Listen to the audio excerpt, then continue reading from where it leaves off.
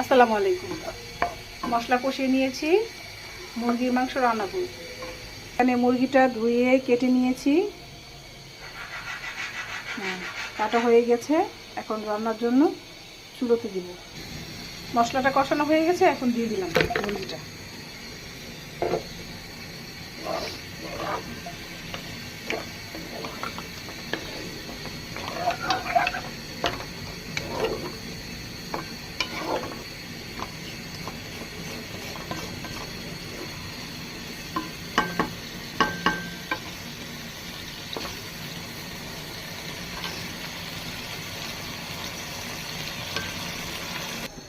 এখন একটু নাড়াচাড়া দিয়ে দিব।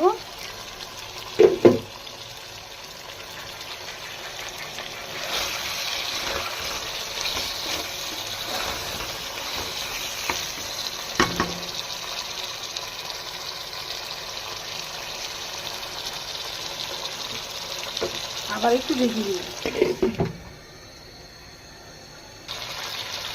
এই পর্যায়ে দিয়ে দিচ্ছি আলু। আলুটার সাথে একটু কষিয়ে নিই, নাহলে আলুটা সিদ্ধ হতে অনেকটা সময় লেগে যায়। তারপর মাংসটা আবার বেশি গলে যাবে, না হলে সেই জন্য দিয়ে দিলাম।